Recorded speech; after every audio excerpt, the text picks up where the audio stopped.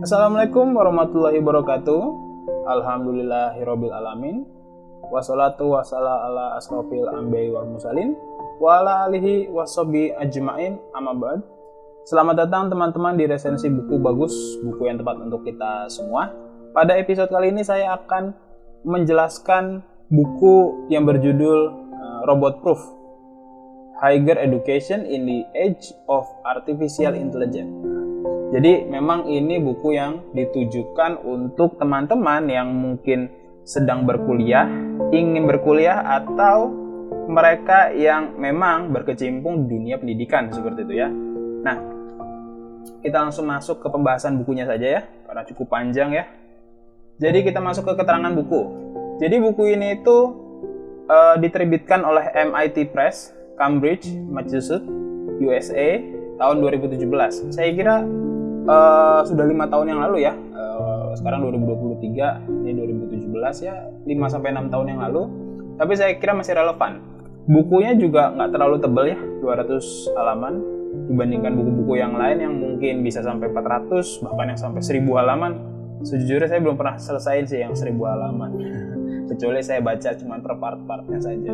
Jadi saya kira buku dengan setebal 200 halaman ini cukup worth it lah kalau dibaca secara waktu dan lain sebagainya.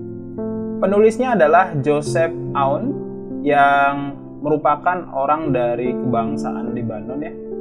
Lalu dia pindah bersama keluarganya dulu waktu dia masih kecil ya. Dia pindah bersama keluarganya ke Amerika.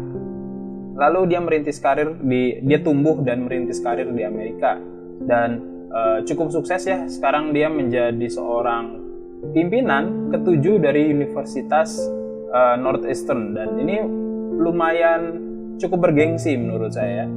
Lumayan luar biasa capaiannya. Bukunya ini yang kita bahas ini sudah cukup dipergunakan worldwide ya, cukup luas dipergunakan seperti itu. Dan kita langsung saja masuk ke buku ini. Jadi sebenarnya penulis buku ini itu menyadari bahwa maksudnya seluruh orang-orang di dunia ini saat ini sedang takut ya terhadap artificial intelligence gitu ya. Dan saat ini itu diperparah dengan kehadiran para influencer yang semakin menakut-nakuti para orang-orang ya, menakut-nakuti para orang-orang ketika berhadapan dengan teknologi baru ini gitu. Nah, si Joseph ini ingin mengajak kita untuk menghadapi rasa takut kita. Nah, ini luar biasa sekali. Dia mengatakan bahwa kita itu harusnya optimis ketika menghadapi badai gitu ya. Ya bayangkan ketika badai itu hadir gitu ya, pasti setelah badai itu selesai ada titik terang lah di sana. Langit akan lebih cerah dan sebagainya. Nah, memang ketika badai ini terjadi kan akan mengombang-ambingkan kapal ya. Nah, maka kita harus bisa menjadi seorang pelayar yang hebat gitu ya, supaya kapal kita itu selamat hingga akhir badai. Nah, pertanyaannya bagaimana kita itu menyelamatkan kapal ini gitu ya. Dalam artian kapal ini itu adalah negara kita mungkin. Negara kita khususnya kita.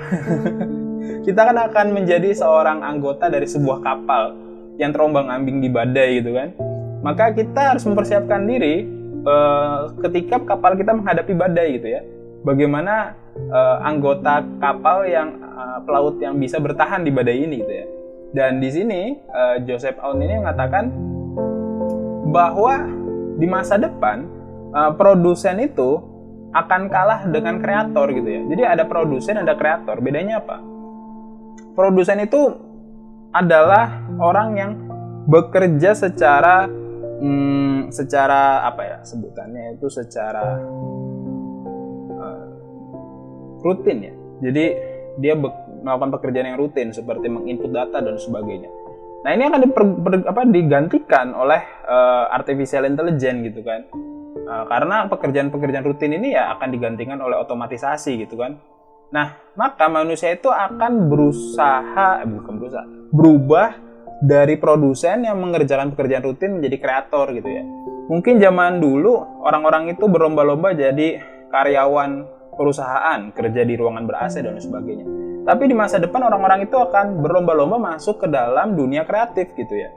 Dan ini tidak bisa kita hindari gitu. Manusia itu akan dibebaskan dari pekerjaan rutin. Memang pekerjaan-pekerjaan rutin itu akan istilahnya tidak akan banyak dihandle oleh manusia lagi gitu ya, akan dihandle oleh para robot gitu dan mesin-mesin otomatis. Tapi pekerjaan-pekerjaan berbau kreatif seperti buku, seni, dan juga mungkin hal-hal yang berbau dengan konseptual seperti pertimbangan etika, penyusunan pemikiran, cara-cara untuk menginspirasi orang lain, dan lain sebagainya, itu akan tetap dibutuhkan di masa depan. Jadi manusia itu akan beralih dari ranah produksi menjadi kreasi gitu ya. Ini luar biasa, dari produksi ke kreasi. Saya kira inilah optimismenya di tengah badai. Jadi bagi manusia-manusia yang kreatif akan ada masa depan yang luas terbuka. Tapi bagi manusia-manusia yang tetap terjebak dalam rutinitas, siap-siap menghadapi gelombang pasang yang sangat luar biasa seperti itu. Nah, di sini Joseph Aoun ini mengatakan bahwa sebenarnya artificial intelligence ini bukan manusia itu digantikan mesin gitu ya, itu salah. Tapi manusia itu akan dikolaborasikan dengan mesin atau teknologi gitu ya. Jadi kita nggak usah takut. Yang kita takutkan adalah bagaimana kita berkolaborasi dengan teknologi. Sama seperti ketika hadirnya internet ya, internet IoT ya, internet of thing ya, semuanya itu ada internet. Nah itu sebenarnya juga waktu pertama kali IoT itu datang ke Indonesia dalam bentuk misalnya ojek online gitu ya, para tukang ojek kan ini panik ya. Tapi lama-kelamaan para tukang ojek ini akhirnya malah terbantu dengan adanya kehadiran perusahaan-perusahaan ojek online seperti itu kan. Dia punya customer yang tidak terbatas, tersebar di seluruh provinsi, bahkan bisa lintas provinsi. Maksudnya apa? Iya kan, bisa dari Jakarta ke Depok gitu kan, itu kan lintas provinsi kan. Bahkan yang mereka nggak perlu harus pelanga-pelongo di ujung gang, tapi mereka bisa bisa ketemu dengan pelanggan dari manapun. Bahkan mereka memiliki komunitas ojek online sendiri, itu komunitas ojol. Jadi mereka seperti saling terhubung satu sama lain, silaturahminya kan, makin banyak silaturahmi makin banyak rezeki kan gitu ya. Nah, jadi manusia dengan teknologi sudah mampu berkolaborasi dengan IoT. Pertanyaannya bagaimana dengan artificial intelligence? Nah ini pasti nanti akan ada istilahnya gujelakan lah. Gujelakan itu kayak ya bukan bumper ya, seperti hentakan gitu ya. Nah tapi nanti ketika selesai kita menghadapi hentakan, selesai kita menghadapi badai, itu akan adanya kolaborasi antara manusia dengan teknologi. Jadi nggak usah takut bahwa mesin itu akan menggantikan manusia. Masalahnya manusia itu siap tidak berkolaborasi dengan teknologi. Nah ini dia PR-nya. Apakah manusia siap berkolaborasi dengan teknologi? Nah ini PR-nya. Nah Joseph Aoun ini juga menghadirkan pandangan para eksekutif perusahaan atau para petinggi-petinggi perusahaan ketika dia mewawancarai atau mengajak ngobrol lah istilahnya para eksekutif perusahaan. Bagaimana pendapatnya tentang kehadiran teknologi baru ini gitu ya. Nah, para eksekutif perusahaan memang mengakui bahwa kehadiran teknologi itu makin lama menciptakan ketimpangan sosial gitu ya. Hal ini udah terjadi semenjak revolusi industri, ketika James Watt itu menemukan mesin uap yang benar-benar efisien di Inggris di sekitar tahun berapa ya? 1700. Akhir 1700 masuk 1800. Nah, itu mesin uap itu benar-benar merevolusi industri, bahkan sampai banyak buruh-buruh yang itu ya kehidupannya tidak layak seperti itu ya. Itulah yang nantinya akan memunculkan revolusi sosial gitu ya, pemikir-pemikir sosialis gitu hadir di tahun 1800-an. Karl Marx itu kan menyusun konsepnya tahun 1800-an. Revolusi industri sebenarnya sudah hadir dari 1700, tapi benar-benar terasa dampaknya tahun 1800. Saya kira seperti itu. Kerasa dampak negatifnya selain dampak positifnya. Nah, Tapi dari tahun itu semakin menciptakan ketimpangan sosial antara kaya dan miskin gitu ya. Dan semakin revolusi itu terjadi, semakin ketimpangan itu semakin terjadi gitu ya. Dan itulah yang secara objektif kita katakan ya, terjadi juga di Indonesia seperti itu. Walaupun ya nggak tahu juga ya sampai sejauh mana ya ketimpangan itu terjadi di Indonesia hari ini gitu ya. Kalau update-nya data yang saya temukan tahun 2017 kita masih di peringkat di skala 49,3, nggak tahu sekarang berapa. Saya sih khawatirnya makin tinggi karena kan habis COVID kan. Nah, itu makin ada banyak orang-orang yang downgrade dari kalangan menengah ke bawah, dan juga ada beberapa orang yang diuntungkan dengan kehadiran COVID. Misalnya mereka yang bergerak di industri kesehatan, mungkin mereka banyak yang dari kalangan menengah ke kalangan atas seperti itu. Nah, para ahli-ahli eksekutif ini mengatakan bahwa pekerja masa depan itu adalah pekerja-pekerja bidang yang dibantu oleh para programmer dan ilmuwan data atau data scientist. Jadi gini. Bayangannya seperti ini. Teman-teman, misalnya seorang dokter. Dokter itu adalah pekerja di bidang kesehatan. Tapi pekerja di bidang kesehatan ini nanti akan hadir programmer di bidang kesehatan dan ilmuwan data scientist di bidang kesehatan. Ya kita sekarang sudah menemukan ya ada konsultasi via online ya. Ini kan enak banget ya bisa konsultasi via online. Itu sebenarnya kan dibantu oleh programmer yang menyusun sistem komunikasi konsultasi via online dan ilmuwan data yang bisa membantu menganalisis kecenderungan pasien seperti apa gitu ya. Ilmuwan data ini nanti mengumpulkan data-data tertentu dan bisa menganalisis dan memberikan masukan bagi para ahli bidang untuk memperbaiki layanannya seperti itu. Ini keren banget. Misalnya juga insinyur. Insinyur ini kan mendesain mesin misalnya, insinyur engineering di bidang mesin ya, insinyur teknik mesin berarti.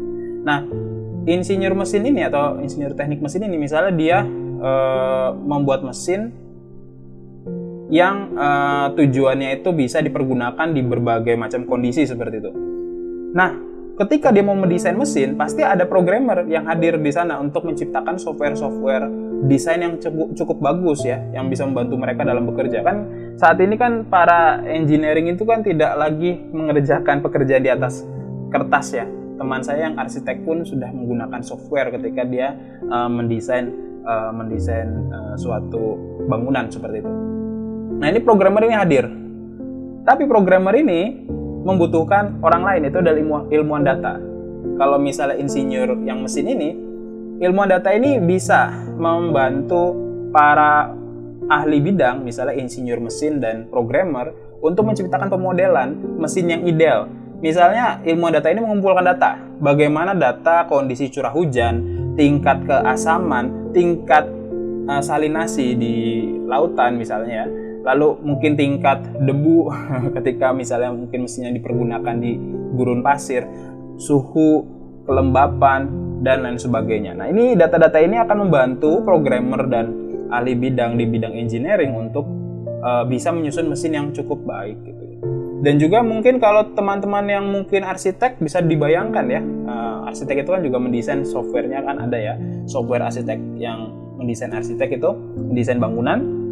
Nah, ilmuwan data juga bisa hadir di sana membantu arsitek untuk memahami data mengenai kondisi cuaca, gempa bumi. Misalnya kalau di Jawa kan kita masuk Ring of Fire, Sumatera, Jawa sampai ujung atas gitu ya, sampai Sulawesi ke atas itu kan Ring of Fire itu ya. Dan ini sangat terbantu sekali mungkin dengan para ilmuwan data mengolah data gempa, mengolah data tsunami mungkin ya. Kalau misalnya bangunannya di pinggir pantai ya seperti itu. Lalu juga mengolah data ombak gitu ya. Bagaimana ya tingkat ombak kalau misalnya ada gempa bumi segini. Lalu juga bisa diolah data kecepatan angin kalau gedungnya sangat tinggi ya. Lalu juga data-data mengenai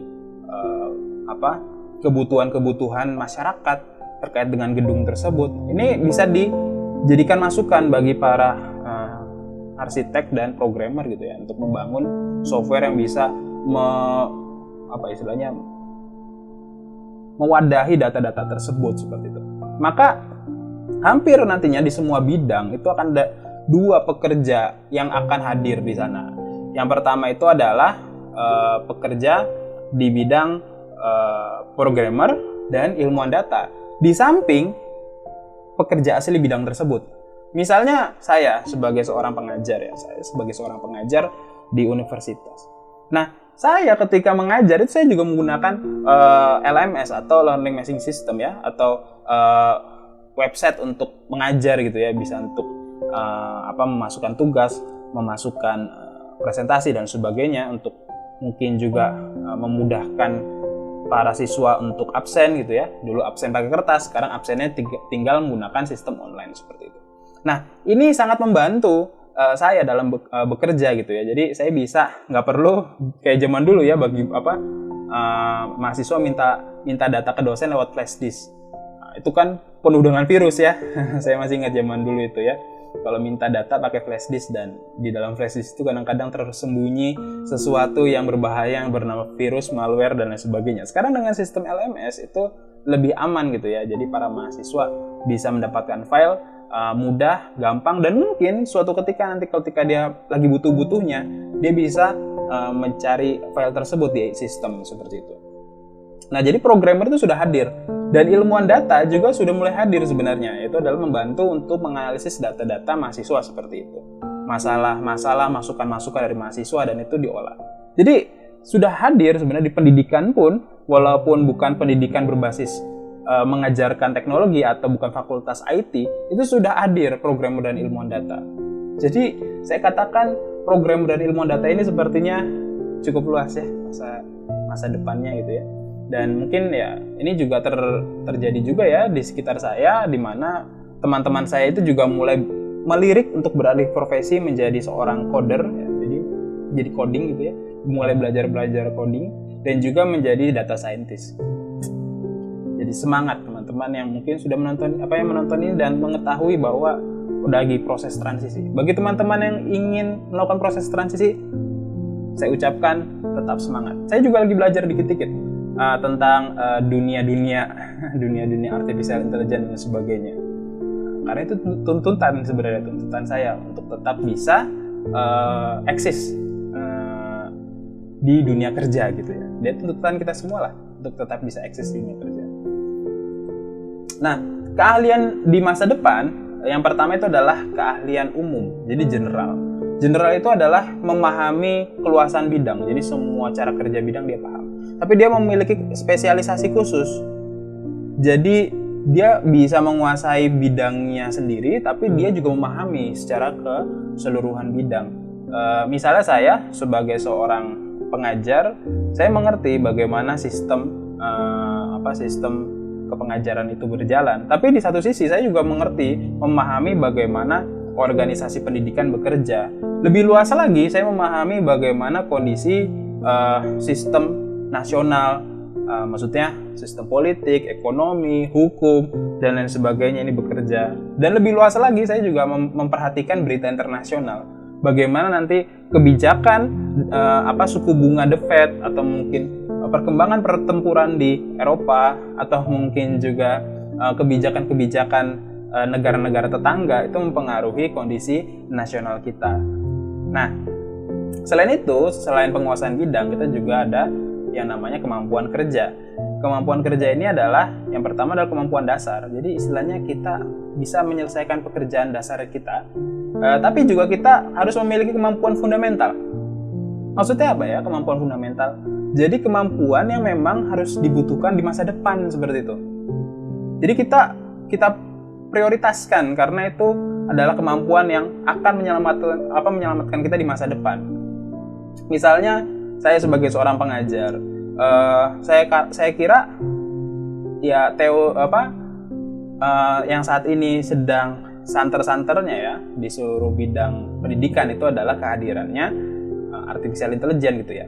Maka saya juga cukup banyak belajar tentang artificial intelligence sampai akhirnya saya juga ikut membuat ya, salah satunya kan bahan video ini juga nanti saya berikan juga ke mahasiswa saya kalau misalnya mereka juga ingin belajar seperti itu.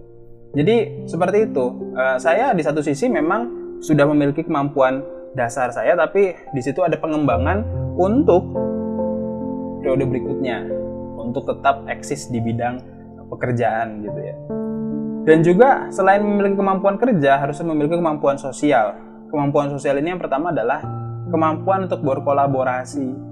Jadi kita nggak bisa lagi bekerja sendiri. Kita itu harus bisa bekerja sama.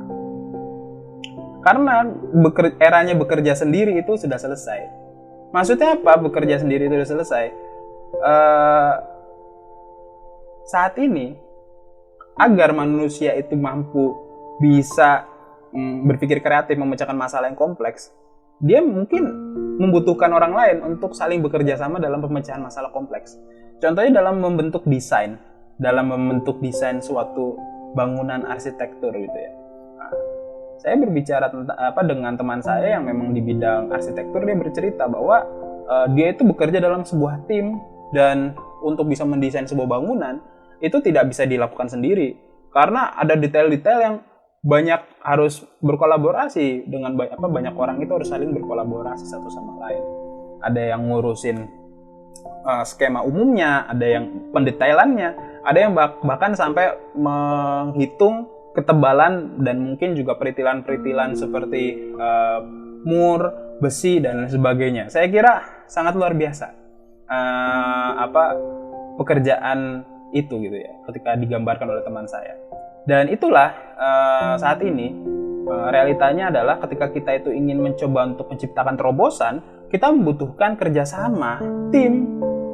Sudah tidak ada lagi kerja sendiri. Bahkan saya lihat banyak penulis-penulis besar itu saling berkolaborasi, profesor sama profesor, atau profesor dengan seorang doktor. Jadi dengan kata lain mereka tidak bisa berdiri sendiri. Ataupun ada pun profesor itu membuat buku ya, terobosan, tapi ternyata ketika kita dalami bukunya, itu bukunya juga ada campur baur dari banyak orang saling berkolaborasi dalam buku itu ya. Jadi saya kira kolaborasi itu sangat penting, bahkan orang-orang yang mungkin sudah tingkat penalarannya cukup tinggi seperti itu. Dan juga ada yang namanya rasa tanggung jawab bersama. Nah, ini salah satu sistem teknologi yang sering dipergunakan itu adalah sistem Scrum. Nah, ini Scrum ini nanti bisa teman-teman cari sendiri karena penjelasannya cukup panjang juga sistem itu. Intinya sistem itu adalah membagi tugas kepada beberapa orang untuk bisa saling berkolaborasi satu sama lain, dan tiap-tiap orang ini tahu pengaruh tugasnya kepada tugas orang lain. Intinya setiap orang menyadari fungsi dia ketika dia bekerja gitu ya. Dan itu saling optimalisasi satu sama lain. Dan yang terakhir adalah kemampuan berpikir. Yang pertama itu adalah berpikir kritis, yaitu adalah ya dia selalu mendalami ya, tidak serta-merta menerima sebuah pendapat. Jadi dia berpikir dan coba untuk menganalisis data lebih lanjut.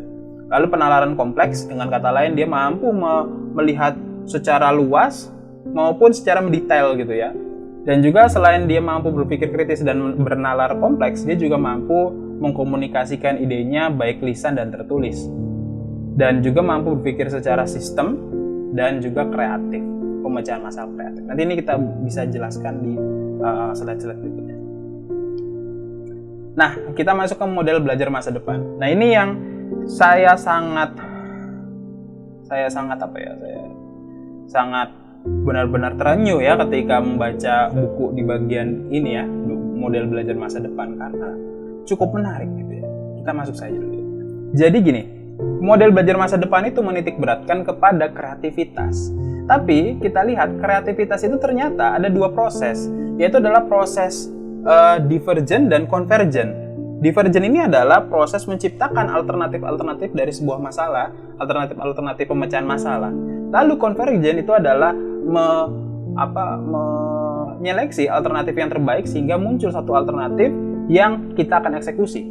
Nah, berpikir selektif, menseleksi itu ya, jadi konvergen, memilih salah satu alternatif terbaik. Itu sebenarnya sudah dikuasai oleh artificial intelligence. Dia bisa membuat pemodelan untung rugi dari setiap alternatif. Jadi dia bisa menyeleksi sendiri. Tapi artificial intelligence ini sulit. Dan mungkin kalaupun bisa, dia tidak optimal dibandingkan manusia yang berpikir mengenai alternatif-alternatif yang mungkin bisa dipecahkan, yang mungkin bisa memecahkan suatu masalah seperti itu. Maka divergent thinking ini masih dikuasai oleh manusia. Dan tugas kita sebagai manusia yang bisa berpikir kreatif dibandingkan mesin, yaitu adalah menciptakan alternatif pemecahan masalah seperti itu. Oke, paham ya? Di sini yang dimaksud dengan alternatif itu dimaksud dengan kreatif itu yang di titik mananya, yang dititik beratkan di bagian mananya. Karena memang mencari alternatif pemecahan masalah itu sangat sulit gitu ya. Karena kita harus memahami masalahnya dulu, baru bisa memecahkan masalah. Dan memahami masalah itu sendiri butuh waktu sebenarnya. Saya langsung tahu kok kalau itu masalah. Iya, kamu tahu itu masalah, tapi dalam nggak pemahaman kamu tentang masalah itu? Kita tahu bahwa kita sakit kepala. Dokter juga tahu kita sakit kepala. Kita sama dokter sama-sama tahu kalau kita lagi sakit kepala. Tapi taunya kita sakit kepala doang. Dokter bisa tahu sakit kepala itu diakibatkan oleh apa. Tekanan darahkah, penyumbatan darahkah, dan sebagainya itu bisa dia pahami sama dia. Karena dokter memiliki kedalaman kedalaman pemahaman masalah. Atau mungkin kita lihat ada bunyi di motor itu, ada bunyi tak tak tak tak tak tak. Bunyinya nggak enak. Bagi kita yang bukan bukan montir itu ya, bukan engineering juga ya, engineer, kita mungkin akan mendengarkan, kok bunyinya aneh ya. Kita cuma tahu bahwa ini ada masalah karena bunyinya aneh.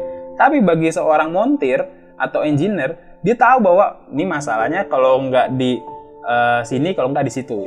Itu sampai dia bisa tahu permasalahan secara mendalam. Seperti itu. Itu makanya paham dulu ya, berarti masalah itu harus dipahami secara mendalam, bukan cuma tahu doang itu masalah. Sehingga bisa diciptakan alternatifnya gitu ya. Oke? Nah, jadi ada perubahan literasi dari literasi analog yang mungkin hanya membaca buku, membaca tulisan, itu berubah menjadi beberapa jenis literasi. Yang pertama itu adalah literasi teknologi.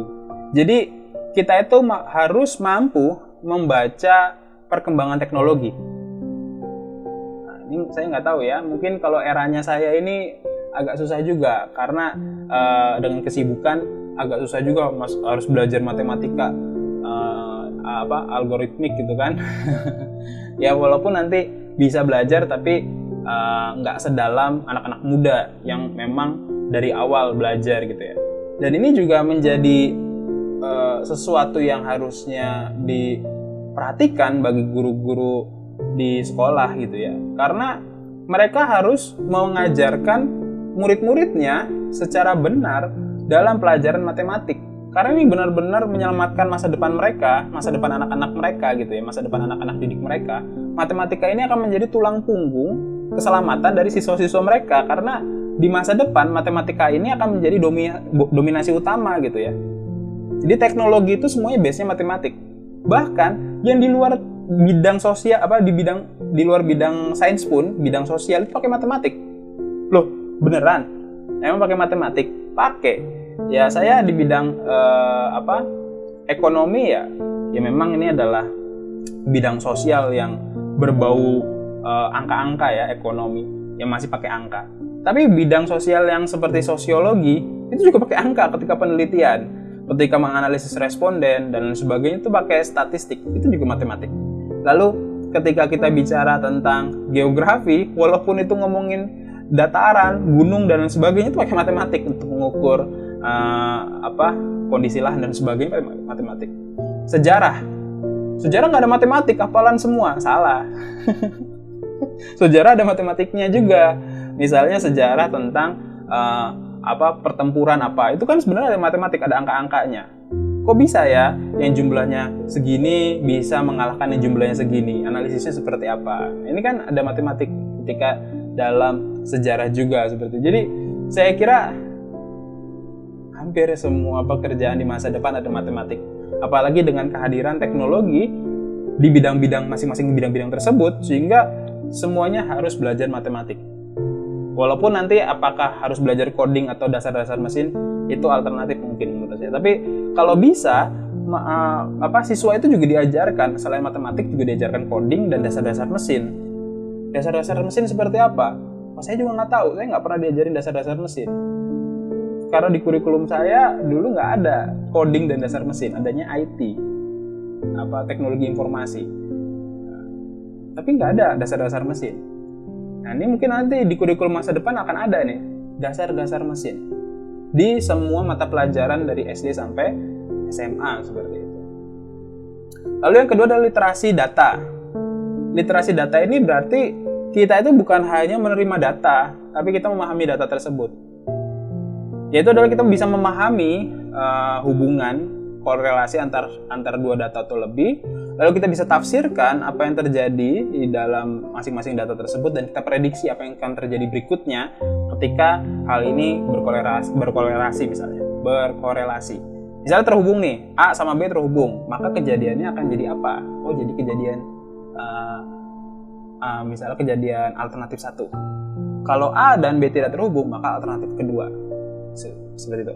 Contohnya gini deh, si A sama si B sama-sama jatuh cinta, maka A dan B akan pacaran.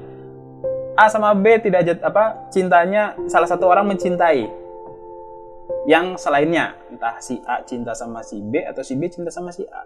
Maka yang akan terjadi apa? Bisa pacaran, bisa enggak.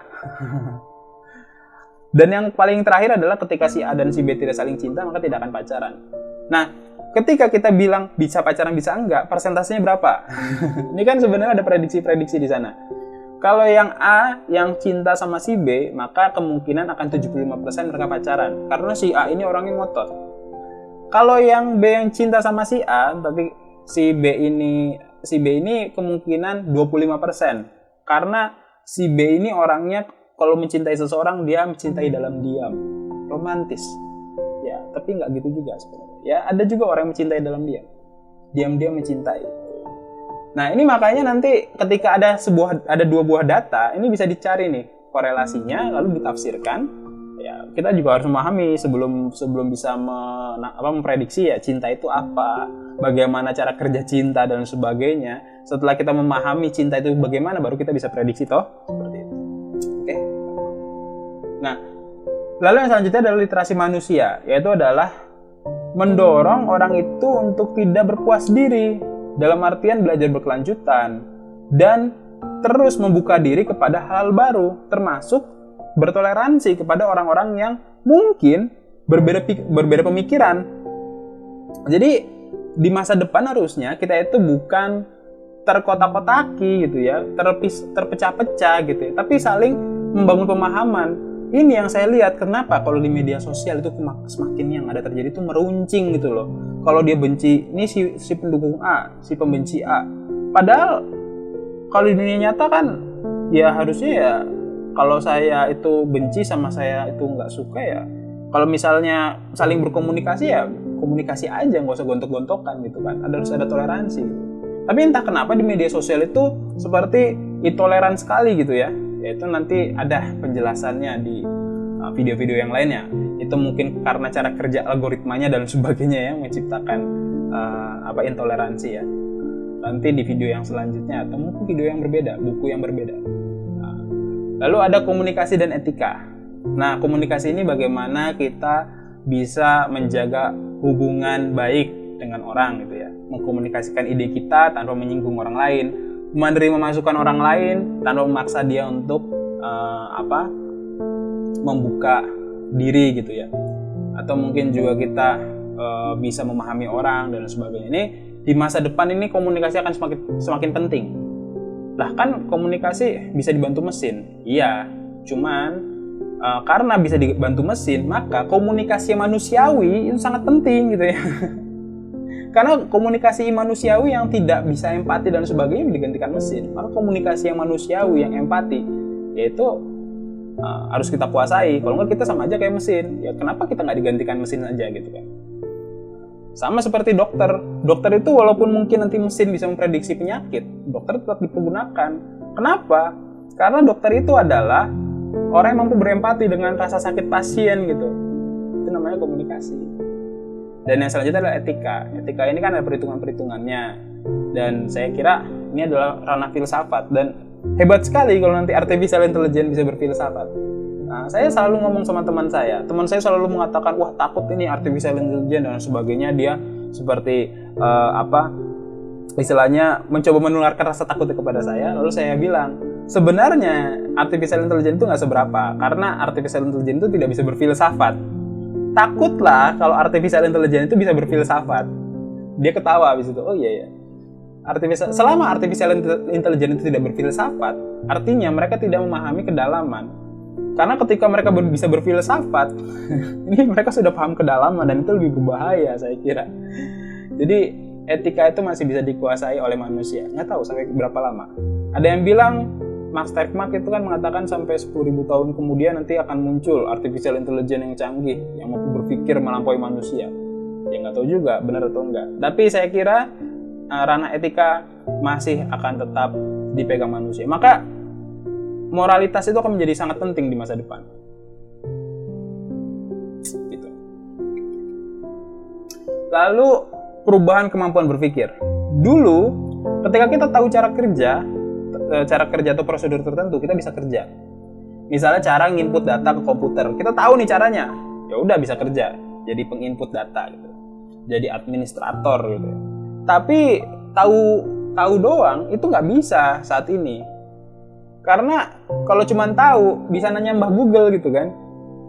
Jadi hari ini yang dibutuhkan adalah cara berpikir kritis yang pertama, yaitu adalah berpikir untuk memecahkan masalah, baik secara kuantitatif maupun kualitatif. Bedanya apa? Kalau secara kuantitatif itu dilakukan secara observasi, lalu dianalisis, dicari hubungan-hubungan datanya, lalu dikomunikasikan. Oh ini terhubung nih satu sama lain. Oh ini tidak terhubung, dan sebagainya. Nah, itu kuantitatif. Tapi ada yang analisis kualitatif, yaitu adalah mensintesis dua ide satu sama lain, lalu dimunculkan hasil sintesisnya secara imajinatif. Nah ini namanya berpikir kreatif. Nah, saya kira disinilah yang unik, yaitu di mana dulu penelitian-penelitian itu lebih banyak ditekankan kuantitatif. Jadi era kuantitatif. Nah, sekarang mulai ada keseimbangan di mana banyak muncul mixed method atau metode campuran keseimbangan antara kuanti sama kuali gitu ya. Tapi mungkin ada yang lebih dominan kuantinya atau mungkin lebih dominan kualinya. Tapi intinya adalah hari ini orang itu dihargai bukan hanya menunjukkan bahwa dua variabel ini saling terhubung, tapi juga dihargai jika dia bisa menunjukkan hal yang baru dari keterhubungan dua variabel ini. Nah, ini melibatkan imajinasi. Menarik sekali menurut saya. Nah, selain itu ada berpikir holistik atau sistem. Jadi dia mampu memikirkan bagaimana sistem ini bekerja dan dikontekstualisasikan dalam kondisi-kondisi tertentu, dan juga mampu juga menciptakan sistem baru atau membentuk sistem baru yang lebih optimal seperti itu. Nah, ini menarik sekali ya. Ini pekerjaan yang saya bilang itu sangat susah, yaitu menciptakan sistem. Mungkin teman-teman yang mungkin bekerja di engineering mungkin ngerti ya bagaimana menciptakan sistem mesin gitu ya. Nah, kalau saya di manajemen itu jujur menciptakan sistem organisasi itu susah. Mungkin mesin bisa ajak ketika diciptakan mereka bekerja optimal seperti itu. Tapi manusia yang menciptakan mesin itu lebih kompleks daripada mesinnya. Karena mereka aja bisa menciptakan mesin yang kompleks. Maka manajemen manusia menciptakan sistem sosial itu lebih susah. Dan sayangnya kita itu tidak bisa menghindari sistem sosial. Mungkin kalau ngomongin mesin, ya mesin kita bisa buat lalu kita acuhkan gitu ya. Mesin aja kadang-kadang masih tetap kita rawat. Nah, ini masalahnya sistem sosial. Dimanapun kita akan ada di sistem sosial. Baik kita itu bekerja di bidang sains maupun bekerja di bidang sosial seperti itu. Bahkan ketika kita bertetangga pun sendiri itu kan sebenarnya kita ada di sistem kemasyarakatan gitu. Jadi masih ada. Kita bekerja kita hidup di dalam sistem dan kita harus bisa beradaptasi dalam sistem tersebut, memahami sistem dan bisa beradaptasi sehingga kita bisa optimal dalam sistem tersebut. Lalu kemampuan berikutnya yang akan menjadi kemampuan yang sangat utama yaitu adalah entrepreneurship. Entrepreneurship ini adalah kemampuan untuk menemukan masalah, memecahkan masalah, dan dia tidak akan pantang menyerah sampai masalahnya itu terselesaikan. Serta dia melakukan riset berkelanjutan untuk memprediksi masalah-masalah yang akan ditemukan di masa depan sehingga dia bisa memecahkan masalah tersebut. Bahkan mungkin sebelum masalah itu hadir. Nah, ini namanya entrepreneurship. Ya, sudah paham ya? Lalu selanjutnya ada ketangkasan budaya, di mana di masa depan kita bisa berinteraksi dengan orang luar negeri. Saat ini saja ya, saya main game itu bisa berinteraksi dengan orang negara tetangga, baik dari Malaysia, Filipina, Singapura. Jarang sih kalau Singapura yang main game ya, nggak tahu kenapa, jarang ketemu orang Singapura. Filipina, Malaysia atau Thailand, pernah saya ketemu ngechat sama orang Thailand. Nah itu ada perbedaan budaya ya, walaupun masih satu region Asia Tenggara, untungnya mungkin masih satu region, jadi masih ada rasa budaya yang sama, sehingga ketika diajak ngobrol itu ada rasa mungkin ada rasa empati yang sama gitu ya, budaya yang sama gitu ya. Nah, jadi di situ. Tapi bagaimana jika saya berhubungan dengan orang Eropa gitu ya? Dulu waktu main game itu game apa ya? Saya waktu masih SMP kalau atau SMA, SMP. Saya itu berhubungan chatting ya, main game bukan Gunbon, game apa saya lupa. Itu chatting sama orang luar negeri dan kata-katanya kasar. Jadi mereka itu nggak suka disapa, nggak kayak orang Indo gitu. Kalau orang Indo, baik orang orang Malaysia, orang Filipina, atau mungkin orang Thailand, itu kalau disapa seneng aja gitu ya, hai gitu ya, minimal hai dulu lah. Tapi kalau sama orang waktu itu waktu saya masih SMP ya, berarti tahun 2000 berapa ya, 2007, 2008, 2009 gitu ya, itu ketika saya sapa, jawabannya istilahnya dalam bahasa ininya ya, banyak omong kamu gitu lah istilahnya gitu. Ya udah main-main aja gitu, nggak usah ngomong. Karena saya cukup shock ya waktu itu, masih SMP juga gitu kan. Nah, ternyata ada perbedaan budaya di sana ya, di sana ada perbedaan budaya gitu ya. Nah, ini harus ada rasa empati ketika di masa depan kita bertemu dengan orang-orang dari lintas budaya, apalagi nanti kita bisa berdagang dengan orang-orang dari tetangga sebelah gitu ya, dari negara tetangga sebelah. Dan itu butuh kebijaksanaan untuk bisa menelaah budaya tersebut, dan harus ada nuansa manusiawi antar budaya. Jangan dilepaskan seperti kita itu berhubungan dengan robot. Ya kalau kita berhubungan sama robot ya gimana ya? Kayak nilai-nilai kemanusiaan sudah tidak ada ya, untuk apa kita saling berinteraksi satu sama lain. Nah, mereka yang bisa menguasai ketangkasan budaya ini akan mendapatkan kedudukan khusus di masa depan gitu ya. Jadi nggak usah takut lah sama orang-orang yang mungkin berbeda budaya dengan kita, bahkan mungkin negara-negara tertentu yang mungkin sangat bermasalah ya, dalam tanda kutip mungkin seperti Israel gitu ya. Orang-orang Israel ini kan saya rasakan seperti bermasalah karena kok nggak ada habis-habisnya itu ya, menzolimi negara tetangganya gitu, menzolimi Palestina. Ya kita buka bicara sama mereka, kali aja kita bisa ngelobi mereka untuk berhenti untuk menyerang Palestina gitu kan. Ya kalau itu bisa sih ya. Mungkin kalau kita sudah jadi negara besar dan berpengaruh, bisa memberikan tekanan tertentu kepada Israel suatu hari nanti. Maka kita harus menguasai yang namanya teknologi informasi sesegera mungkin gitu ya. Optimis aja dulu. Penting optimis dan berusaha. Nah, di masa depan ada beberapa teknik pengajaran siswa yang itu semua bentuk, baik seminar, tugas, latihan, esai, simulasi, itu harus diarahkan secara tepat.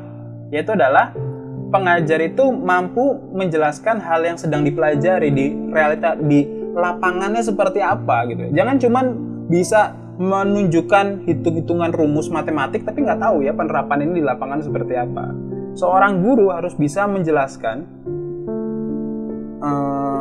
rumus itu ketika hidup di lapangan seperti apa, ilmu itu ketika di lapangan seperti apa. Misalnya seperti untuk apa kita harus memahami kondisi kerajaan Kutai.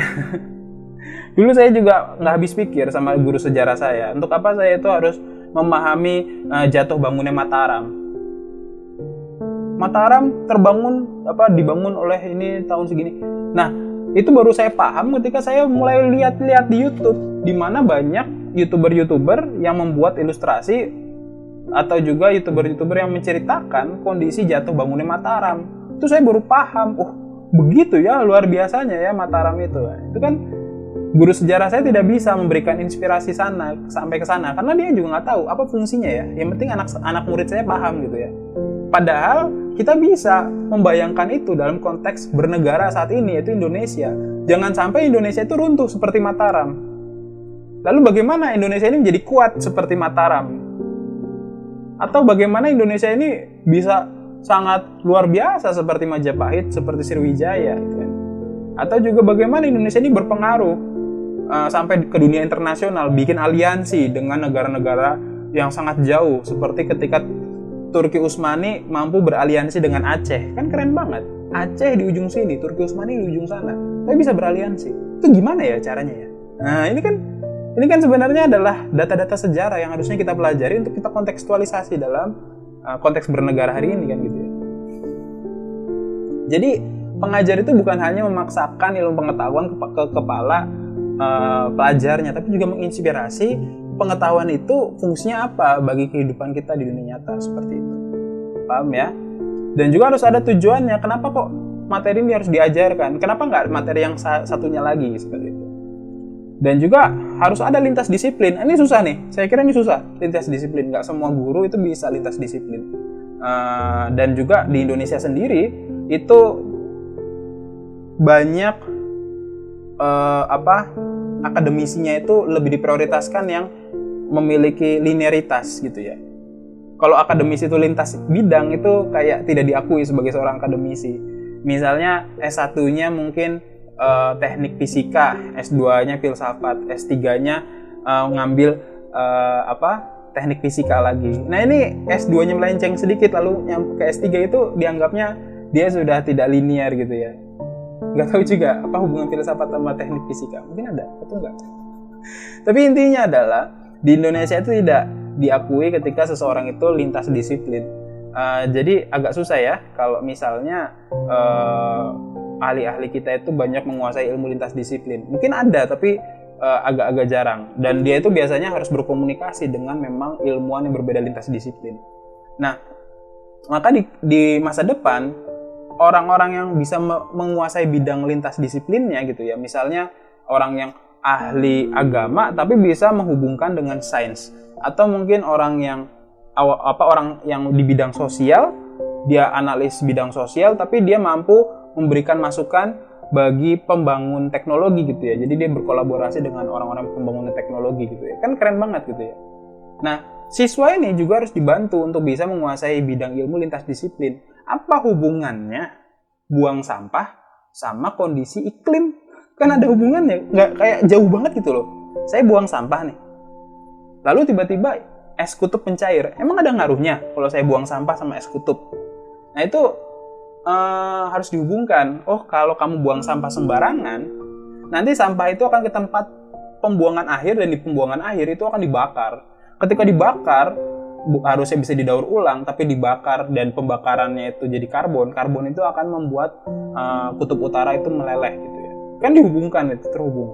Bisa lintas disiplin, menghubungkan ketidakdisiplinan membuang sampah.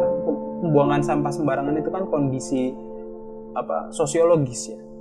Orang-orang itu buang sampah sembarangan. Saya loh lagi naik sepeda menikmati udara pagi yang segar gitu ya. Tiba-tiba ada emak-emak gitu kan nyapu lalu ngebuang sampah ke got gitu ya. Saya mikir lah, itu kalau gotnya mampet siapa yang juga yang repot gitu ya. Bener aja pas di kemudian hari ketika lagi banyak air gitu ya, lagi habis hujan gitu, itu di situ daerah situ mampet gitu ya, banjir. Dan dia akan nanti nyalahin pemerintah. Ini kok pemerintah nggak bersihin got saya? Yang ngotorin siapa?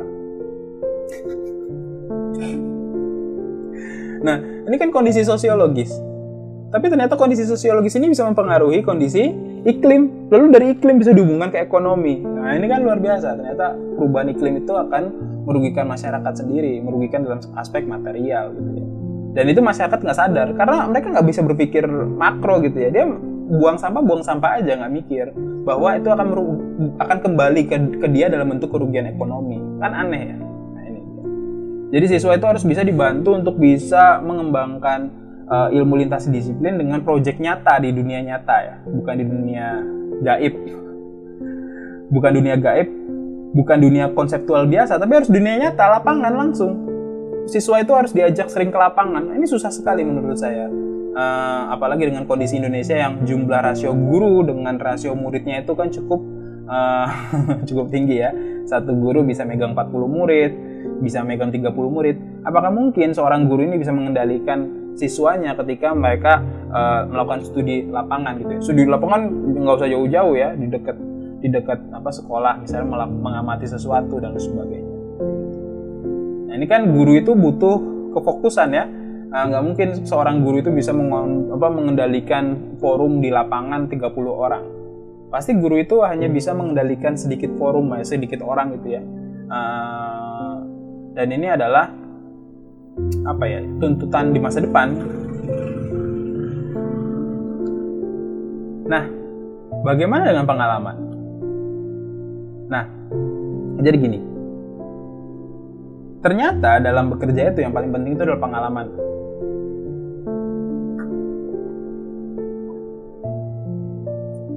Nah, pengalaman apa yang paling penting? Pengalaman sukses di lapangan. Jadi, mungkin ini di perguruan tinggi ya. Mungkin juga bisa juga ya di SD, SMP, SMA ya. Tapi kalau di perguruan tinggi, belajar ini difokuskan untuk membantu yang siswa yang belajar itu mendapatkan pengalaman seperti itu. Baik pengalaman baik pemahaman teori dengan pengalaman. Jadi teori itu membantu kita untuk bisa memahami lapangan dengan cukup baik gitu. Jadi teori itu harus nggak cuma dipelajari dan dihafal, tapi juga harus tahu penerapannya. Dan orang-orang yang memiliki pemahaman teori itu biasanya ketika di lapangan lebih cepat adaptif gitu ya. Nah, jadi tujuan dari teori ini itu adalah supaya orang-orang itu, anak-anak itu tahu pemodelannya, model belajar model kerjanya, cara kerja dari suatu realita nyata gitu ya. Misalnya di dalam kelas diajarkan ini sistem skema mesin reaktor nuklir. Siswanya paham, oh iya skemanya seperti ini. Pas di lapangan ternyata kaget mereka kan, ternyata lebih kompleks kan reaktor nuklir itu. Saya lo ngeliat reaktor nuklir, gede banget ya.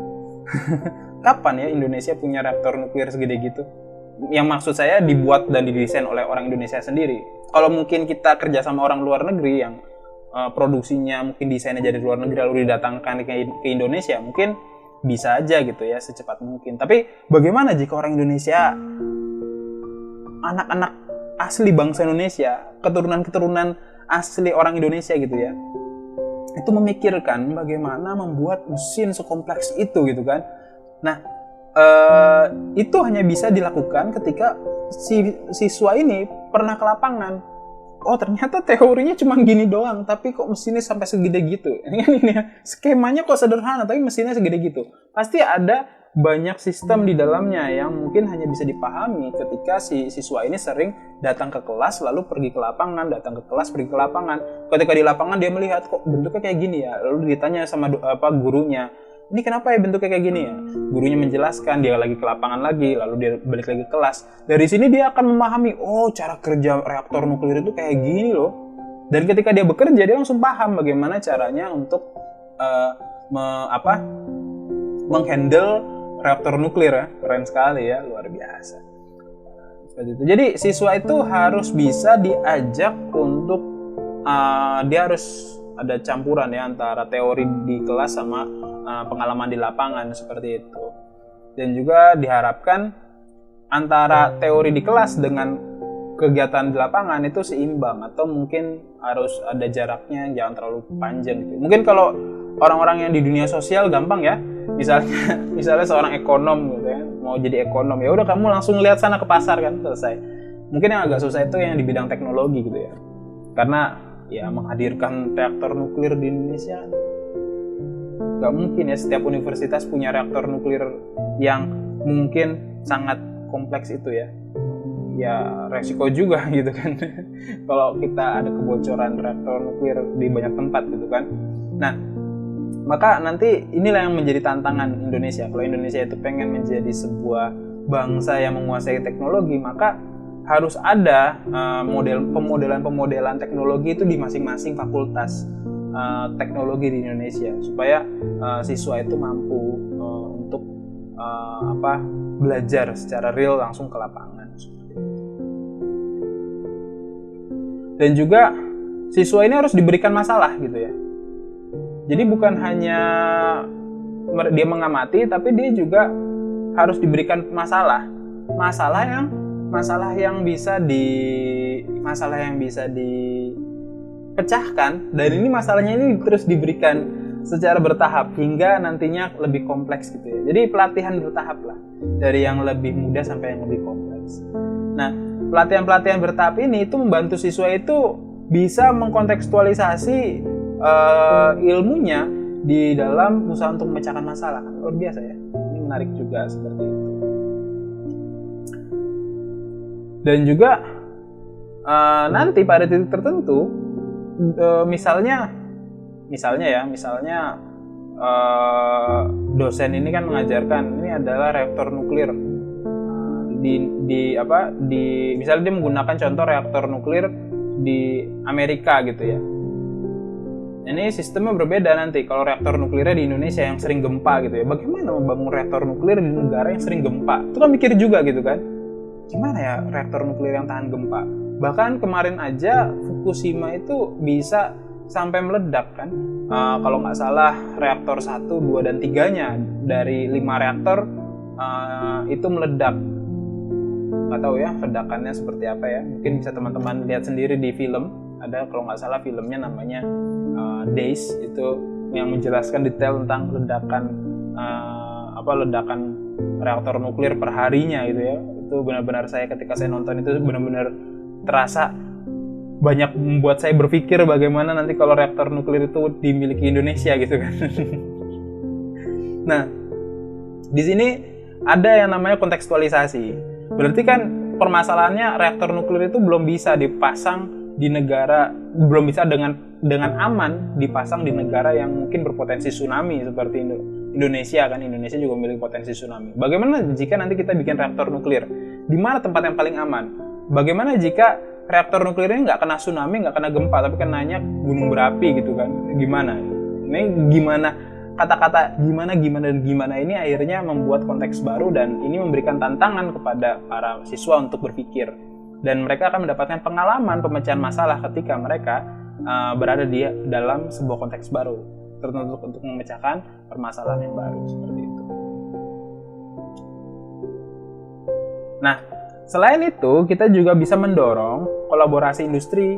Jadi siswa ini bisa yang namanya KKN gitu ya, KKN di perusahaan-perusahaan tertentu, sehingga mereka bisa melihat langsung secara real bagaimana teori itu bekerja di lapangan gitu ya. Tapi jangan sampai si siswa ini nggak punya teori ketika mereka datang ke perusahaan gitu ya. Mereka harus paham dulu teori kerjanya, baru mereka datang ke perusahaan. Sehingga mereka tahu nih bidang apa yang mereka ingin hadapi. Nah, tapi anehnya, banyak perusahaan di Indonesia itu yang lebih suka menerima orang-orang yang SMK gitu ya. Juga nggak ngerti kenapa anak-anak yang SMA itu gampang banget dapat tempat KKN daripada anak-anak yang kuliah gitu ya. Nggak tahu juga, mungkin apa karena perusahaan itu takut kalau misalnya dapat anak-anak yang kuliah itu KKN itu dapat bisa dibocorkan dapurnya gitu kan. Karena kan anak-anak mahasiswa ini lebih pintar secara teori, lebih berpikir secara kompleks, akhirnya bisa mungkin ya membocorkan data-data dapur gitu kan. Jadi agak susah mereka membuka dapur kepada anak-anak kuliah. Tapi mereka sangat mudah membuka dapur mereka kepada anak-anak SMK. Ini unik juga gitu ya. Nah, memang nanti mungkin kalau mungkin mau diterima KKN itu seakan-akan harus ada seleksi, sehingga nanti si mahasiswa yang KKN di sana mungkin bisa dengan mudah diterima masuk ke perusahaan tersebut. Ya, mungkin ya, jadi pertimbangan di masa depan gitu ya. Tapi nggak tahu juga apakah KKN itu bisa menjamin seseorang itu masuk ke perusahaan tertentu. Saya juga nggak tahu. Nah, yang terakhir itu adalah pembelajaran seumur hidup. Jadi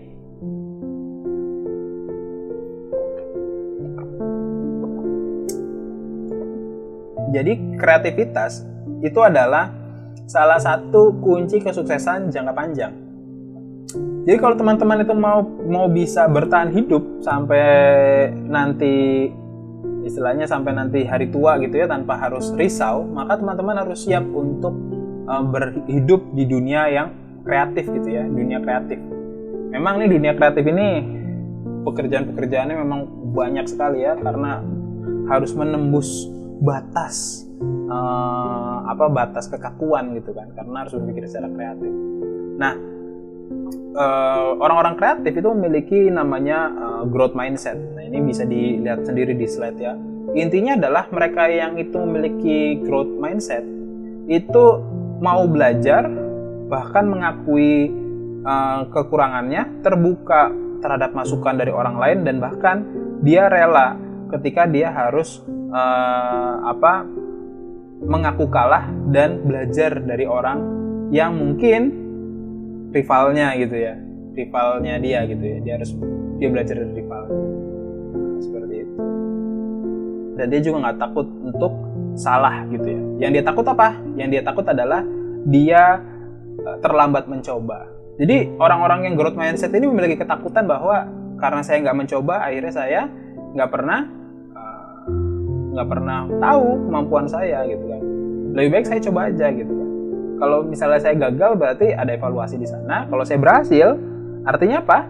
Kalau saya berhasil artinya saya ya berhasil memecahkan masalah tersebut. Berarti akan ada masalah berikutnya yang akan saya hadapi. Jadi Joseph Aoun ini juga mengatakan bahwa universitas itu harus bisa memberikan pembelajaran jangka panjang. Bukan cuma mencetak orang-orang lulusan S1, S2 sampai S3, tapi juga bisa memberikan kesempatan bagi para lulusannya dan juga masyarakat sekitar untuk terus belajar dengan cara membuka training, workshop, dan bootcamps. Dan juga bisa juga sih universitas itu bergabung dengan perusahaan sehingga universitas itu menjadi tempat trainingnya karyawan dari perusahaan tersebut. Ya kita tahu ya beberapa universitas itu seperti Telkom. Telkom itu kan memiliki universitasnya ya, Universitas Telkom. Dan tentu lulusan dari Universitas Telkom itu kerjanya di Telkom. Walaupun ya nggak mesti juga sih, ada teman saya lulusan Universitas Telkom kerjanya di BUMN yang lain gitu kan. Nah, terlepas dari itu, universitas yang tergabung atau terhubung dengan perusahaan itu bisa dengan mudah mengupdate kurikulum sesuai dengan kebutuhan perusahaan tersebut. Nah, ini sangat menarik ya. Nah, kayak gitu.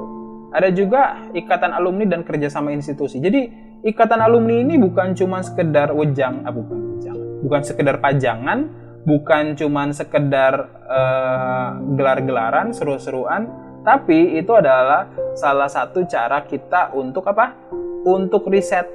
Jadi para alumni ini kan sebenarnya sudah masuk ke dalam sektor-sektor perusahaan, dan mereka yang sudah terserap bekerja di perusahaan-perusahaan tertentu, mereka ini bisa diajak untuk membantu riset gitu ya, membantu riset bagi universitasnya. Yang risetnya ini, hasil risetnya akan menjadi pembelajaran adik kelasnya seperti itu. Jadi ada kerjasama antara alumni dengan universitas. Misalnya mungkin ada salah satu alumni yang bikin perusahaannya sukses, lalu si alumni perusahaan tersebut itu diajak kerjasama sama universitasnya, sehingga dia bisa memberikan masukan bagi universitas untuk mendesain kurikulum bagi kebutuhan perusahaannya dia gitu ya. Sehingga nanti ketika ada lulusannya itu bisa masuk ke perusahaannya dia seperti itu. Jadi ikatan alumni itu bukan cuma sekedar gaya-gayaan atau status ya. Mungkin ada ya beberapa orang yang mengatakan kalau kamu lulusan dari universitas ini pasti kamu akan gampang masuk ke perusahaan ini. Ada yang bilang kayak gitu.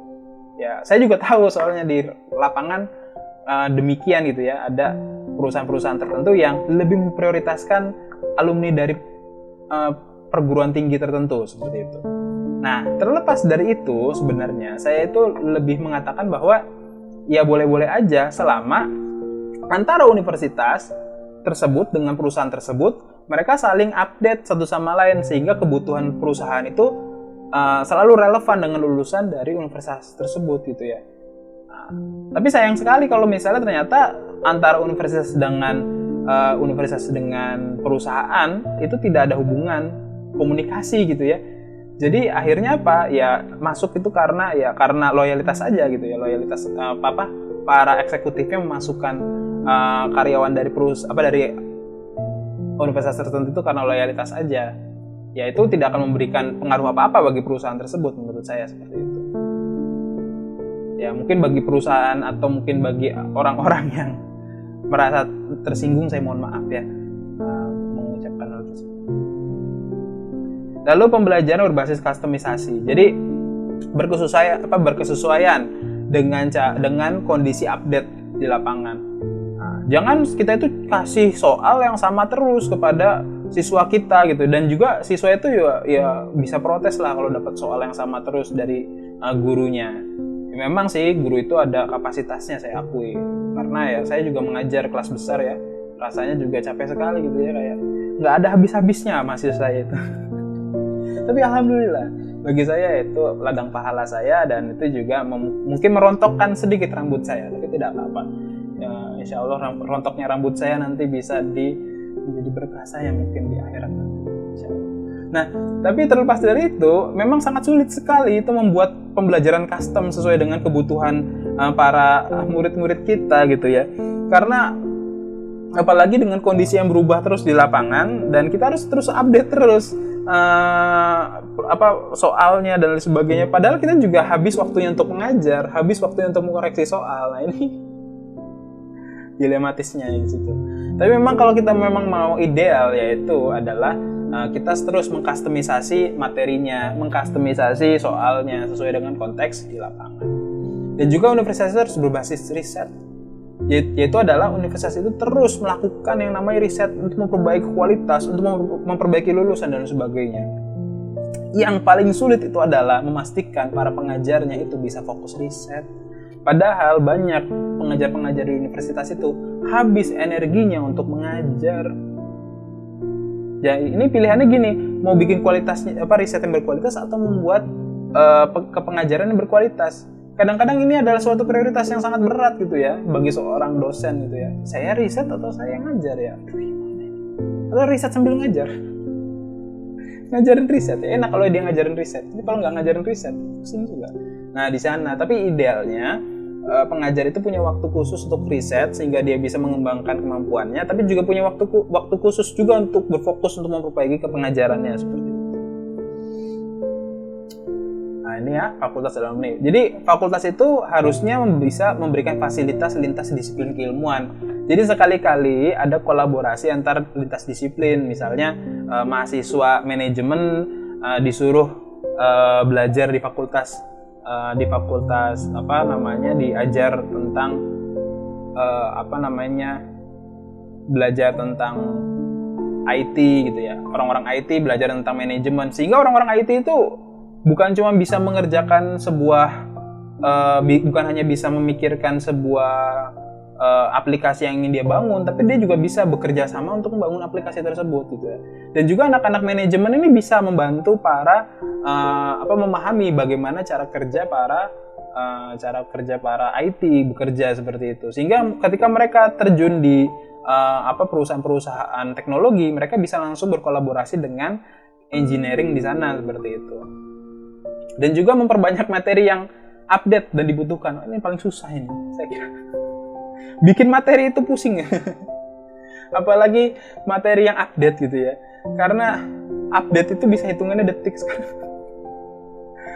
Misalnya kondisi perang di Ukraina aja itu bisa diupdate dalam bentuk hitungan hari gitu ya. Kondisi bursa efek itu bisa dihitung dalam hitungan menit. Saya katakan benar-benar luar biasa. Memang kita harapan idealnya seperti ini, walaupun nanti mungkin di masa yang akan datang bisa ya, kalau jumlah antara pengajar dan yang diajar itu rasionya makin kecil seperti itu. Tapi idealnya seperti ini. Dan alumni itu harus terhubung terus dengan kampus. Alma mater itu artinya ibu yang berbudi luhur, ibu yang memberikan pengasuhan, ibu yang membesarkan gitu ya. Jadi alma mater itu artinya ibu kandung lah gitu ya. Nah, jadi ketika kita berbicara kamu alma maternya mana? Sebenarnya kamu itu dibesarkan di mana gitu. Jadi paham ya teman-teman, kalau ngomong alma maternya anak ini nih, anak SMP ini, keren banget. Ya jangan cuma nama SMP-nya, tapi dia dibesarkan di SMP tersebut, atau mungkin di SMA tersebut, atau di perguruan tinggi tersebut. Jadi alma mater artinya adalah ibu yang membesarkan. Dan ibu yang membesarkan ini seperti seorang ibu, tidak terputus panjang jalan. Jadi harusnya sebuah universitas itu terus memberikan kontribusi bagi seluruh alumninya dengan cara membantu kolaborasi riset antara kampus dan alumni. alumni juga diberikan kesempatan untuk bertumbuh dengan cara si universitas ini terus memberikan update tentang riset-riset untuk membantu para alumninya bertumbuh seperti itu. Jadi juga jangan cuman kita itu berbangga dengan nama besar kampus kita, tapi kita juga bisa dibantu oleh kampus kita untuk bertumbuh. Selain kita juga membantu kampus kita untuk bisa mengembangkan riset bagi yang nanti manfaatnya akan dibagikan kepada alumni-alumni yang selainnya. Menarik gitu ya. Dan juga setiap kampus ini wajib untuk membangun jaringan multi universitas. Bukan multi universe ya, multi university. Jadi multi university ini maksudnya setiap kampus yang berbeda institusi, lokasi, negara itu saling bekerja sama. Mereka saling membangun sebuah jaringan pengetahuan, bahkan jaringan lulusan. Supaya lulusan dari luar negeri sama mungkin misalnya gini, jaringan anak lulusan dari daerah Sumatera sama Jawa. Ini sama-sama lulusan anak-anak manajemen. Mereka akhirnya bisa bekerja sama untuk saling berdagang, berwirausaha, berentrepreneur bersama seperti itu. Jadi ini saya butuh barang A nih, saya butuh produk A. Di sana ada nggak? Ini ada nih, saya kasih ya, saya kirim ke sana ya, dikirim. Habis itu dia kamu butuh apa? Saya butuh ini, dikirim balik. Gitu kan? Jadi saling berkolaborasi. Atau mungkin yang A ini ada project, tapi orangnya kurang. Dari universitas yang sebelah, alumni sebelah, tetangga sebelah, ada project ya, mau nggak dibantuin? Akhirnya saling bantu. Giliran yang ini ada project, habis itu kekurangan orang, yang ini bantuin gitu ya. Jadi dengan kata lain antar universitas ini bisa saling berbagi ilmu, berbagi project, berbagi data riset, berbagi kerjasama antar alumni dan sebagainya. Nah, ini di masa depan ya. Tapi kadang-kadang malah ada persaingan di antara universitas. Tapi ya itulah. Nah, penutup dari saya, sebenarnya buku ini adalah buku yang bagus, buku yang sangat banyak data-datanya, tapi saya tidak bisa sampaikan dalam satu episode, karena kalau saya sampaikan semua, saya rasa saya bisa pegel sendiri dan mungkin pendengarnya juga pegel juga. Nah, penutup dari saya adalah kesimpulannya itu adalah kita memiliki pekerjaan rumah di mana kita dari pekerja profesional berubah menjadi kreator profesional, dari produsen menjadi kreator gitu ya. Jadi kita harus beralih mindset kita bahwa di masa depan itu orang-orang yang akan menguasai masa depan adalah orang-orang kreatif. Jadi dari sekarang kita harus membangun daya kreativitas kita seperti itu. Dan juga pekerjaan rumah selainnya adalah harus ada kolaborasi antar sektor dengan pendidikan gitu ya. Jadi politik itu misalnya orang-orang yang ahli politik gitu ya, dia harus banyak berkontribusi membantu pengembangan sistem pendidikan politik gitu ya di universitas. Bukan cuman di fakultas politik, tapi fakultas-fakultas non politik juga sama. Misalnya dia menjelaskan mengenai politik kepada orang-orang IT, hubungan kebijakan pemerintah terhadap pembangunan teknologi itu seperti apa, itu harus ada di sana. Jadi kolaborasi ini akan membentuk perubahan dan semua tempat itu akan menjadi laboratorium bagi para anak-anak yang sedang dididik ini. Kan jadi luar biasa gitu ya. Di setiap sektor akan jadi laboratorium gitu ya. Akan menjadi tempat penelitian, tempat mereka belajar seperti itu. Kan jadi luar biasa. Nah, ini di masa depan ya, saya kira bisa ya. Saat ini kan informasi-informasi tentang perkembangan sektor-sektor itu bisa diakses oleh para pendidik. Walaupun para pendidik ini mungkin ada keterbatasan karena antara praktisi dengan para pendidik ini biasanya berbeda. Praktisi itu memahami kedalaman, walaupun mungkin secara teori mereka menguasai beberapa teori. Seperti katanya Bruce Lee, dia menguasai lebih baik belajar satu jenis tinju 1000 kali daripada 1000 tinju satu kali gitu ya. Jadi kadang-kadang para orang-orang yang ada jadi praktisi itu hanya menguasai mungkin beberapa teori, tapi mereka menguasai teori itu sangat dalam gitu kan. Sehingga akhirnya mereka menjadi orang yang ahli gitu ya. Nah, maka beda antara praktisi dengan para pendidik. Kalau pendidik itu bisa memahami banyak teori, tapi kadang-kadang mereka tidak memahami kedalaman ketika sebuah teori itu dipergunakan. Walaupun ada juga ya yang memahami sampai kedalaman karena memang sudah cukup lama berkecimpung di bidang itu, atau dia itu hybrid, jadi dulunya praktisi jadi pengajar gitu ya. Nah ini makanya saya bilang ya harus ada kolaborasi antara praktisi dengan para pengajar atau para dosen atau para guru. Seperti itu. Nah, selanjutnya adalah pekerjaan rumah. Jadi pendidikan kita itu harus dirubah dari tingkat kurikulum. Kurikulumnya harus dirubah, tapi bukan cuma kurikulumnya bagus tapi guru-gurunya belum siap, itu agak susah. Jadi kurikulumnya dirubah, gurunya harus dibantu juga untuk berkembang dari skill dan motivasinya. Dia punya skill, tapi kalau nggak punya motivasi nggak bisa kerja. Dia termotivasi ngajar, tapi nggak punya skill juga nggak bisa kerja. Jadi harus skill dan motivasi yang dibantu. Lalu ada fasilitas. Fasilitas ini terutama guru-guru yang di bidang ilmu pengetahuan. Misalnya yang saya gambarkan ini kan seorang guru sedang mengajarkan kepada murid-muridnya gambaran tanaman yang itu bagaimana gambaran tanaman gitu. Tapi tidak semua guru itu memiliki hutan gitu ya untuk bisa mengajarkan tentang tanaman kepada muridnya gitu ya.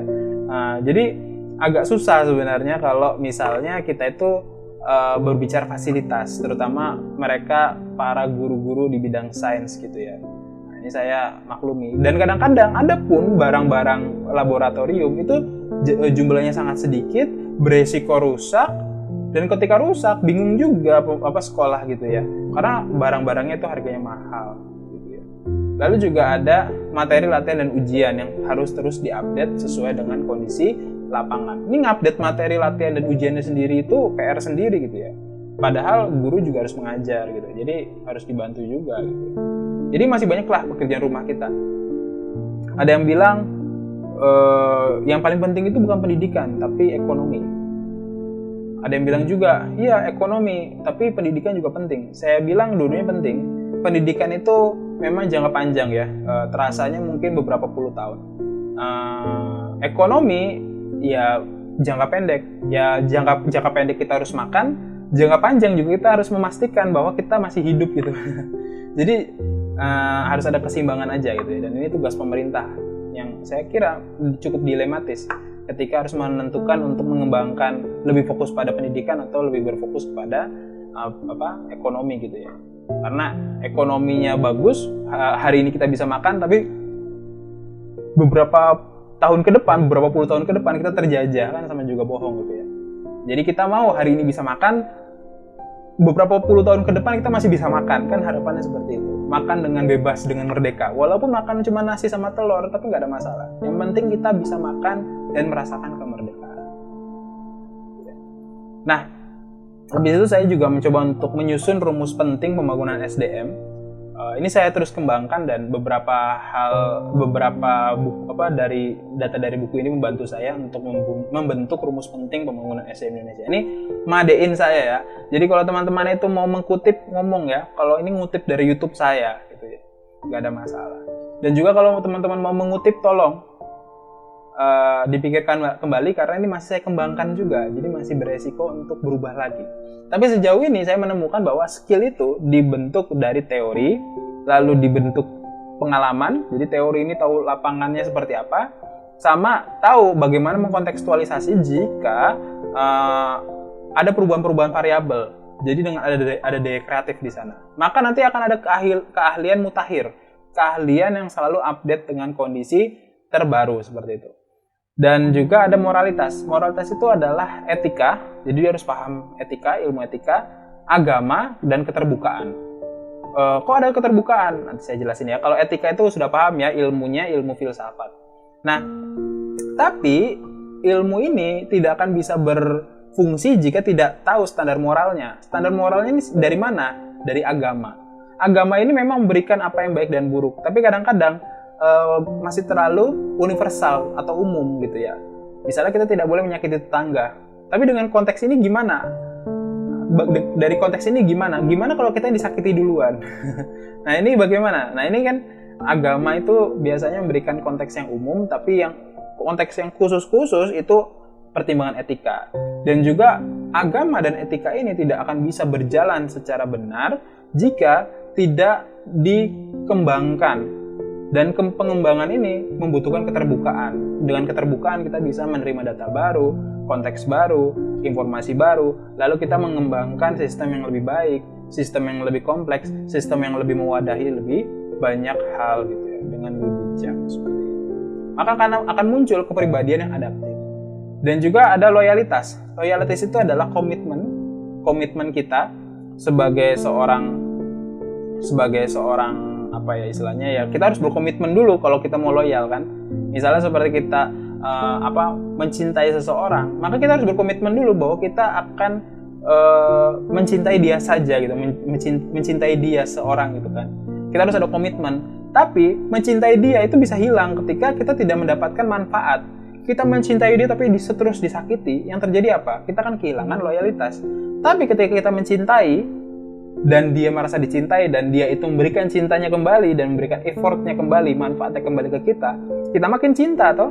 Nah, makanya itu akan jadi loyalis sejati. Sama seperti universitas, sama seperti organisasi perusahaan. Itu ketika kita berkomitmen untuk membangun perusahaan, berkomitmen terhadap sebuah organisasi, universitas dan sebagainya. Ketika organisasi universitas tersebut, perusahaan tersebut memberikan kontribusi positif kepada kita, maka kita menjadi loyalis yang sejati. Nah, ini adalah rumus yang saya buat. Buku berikutnya saya akan menjelaskan Focus, Hidden Driver of Excellence. Nah, ini kenapa saya membahas buku ini, karena di masa depan saya rasa makin banyak distraksinya dari kehadiran teknologi yang semakin pesat gitu ya. Bahkan nanti akan ada yang smart glass gitu ya. Jadi kacamata yang pintar gitu ya, yang akan memasuki dunia metaverse gitu ya. Metaverse, dan saya rasa distraksinya akan semakin kuat dan kita membutuhkan fokus untuk bisa melalui hal tersebut. Lalu bagaimana kita itu berfokus? Nah, ini nanti saya jelaskan di buku Daniel Goleman, Focus, The Hidden Driver of Excellence. Jadi kalau kita nggak fokus, kita nggak akan pernah bisa sukses di mana. Oke, sekian dari saya. Kurang lebihnya untuk podcast kali ini mohon maaf. Sudah terlalu lah saya. Saya tutup. Subhanallahumma wa bihamdik, asyhadu alla ilaha illa anta, astaghfiruka wa atubu ilaik. Wabillahi taufiq wal hidayah. Wassalamualaikum warahmatullahi wabarakatuh. Sampai jumpa di podcast berikutnya.